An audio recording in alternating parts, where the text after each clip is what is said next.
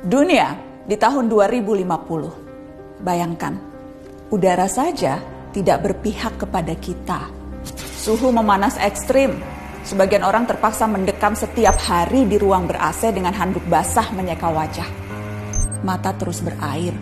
Dan kita hanya dapat tertidur di setiap subuh karena cuma itu waktu yang cukup sejuk.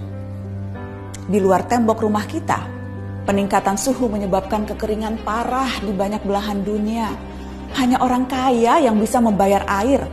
Keran-keran di tempat publik dikunci. Hutan-hutan terbakar. 2 miliar orang berhadapan langsung dengan suhu yang bisa meroket sampai 60 derajat Celcius. Titik panas di mana tubuh manusia tak dapat bertahan lebih dari 6 jam. 2050, permukaan laut naik drastis menyebabkan badai ekstrim.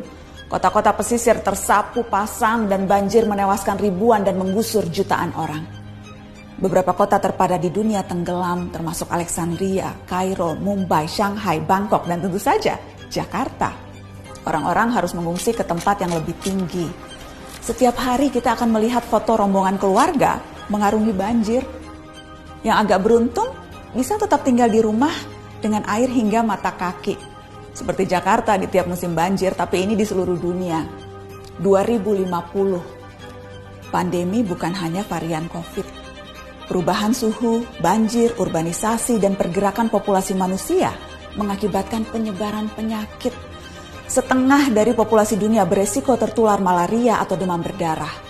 Wabah baru bisa melampaui angka kematian penyakit jantung, menciptakan krisis perawatan kesehatan. Perusahaan asuransi pun menolak melayani. Apa yang kita lalui 2 tahun kemarin tampak tak ada apa-apanya. 2050, kelaparan merajalela. Populasi dunia meningkat sampai 9 miliar jiwa, walau tingkat kesuburan manusia menurun. Terlalu banyak mulut harus diberi makan, sementara dunia kekurangan air dan lahan yang bisa digarap. Bahan makanan akan semakin mahal, jumlah orang kurang gizi di dunia pun terus meningkat. Sementara bantuan logistik, kalaupun ada, pasti tiba terlambat karena terhambat bencana di mana-mana. 2050, hubungan internasional tak lagi akur. Setiap negara menjadi egois dan saling curiga. Perdagangan global macet karena negara-negara berhenti mengekspor dan memilih mempertahankan sumber daya mereka sendiri. Padahal jutaan orang butuh bermigrasi. Tapi banyak negara lockdown dan menjaga perbatasan dengan tentara. Sedikit kesalahpahaman akan menciptakan perang.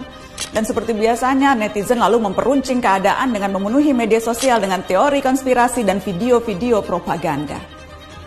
Teman-teman, meski terdengar seperti naskah disaster movie, itu tadi tidak mengada-ngada, menghayal atau menakut-nakuti. Semua gambaran itu berbasis pada penelitian dan data-data saintifik. Hitungan skenario 2030, 2050, 2100 per tahun semuanya ada. Isu ini bahkan telah mempertemukan para pemimpin dunia, tak terkecuali Indonesia.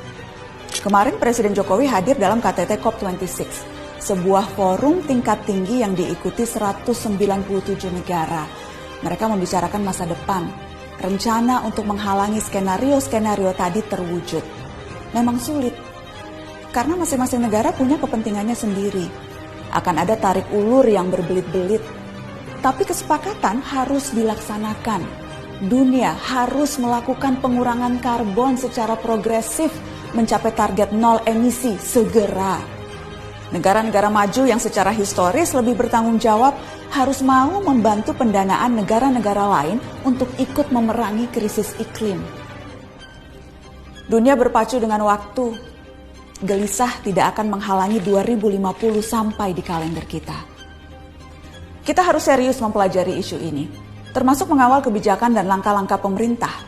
Sorotan terhadap COP26 menegaskan Indonesia selama tinggal di planet yang sama tidak terbebas dari resiko maupun tanggung jawab. Ada yang bisa kita lakukan sebagai individu, tentu saja itu perlu. Namun rangkaian kebijakan negara yang berdampak signifikan, itu yang paling kita butuhkan segera. Kita tak bisa memilih planet, tapi masa depan bisa.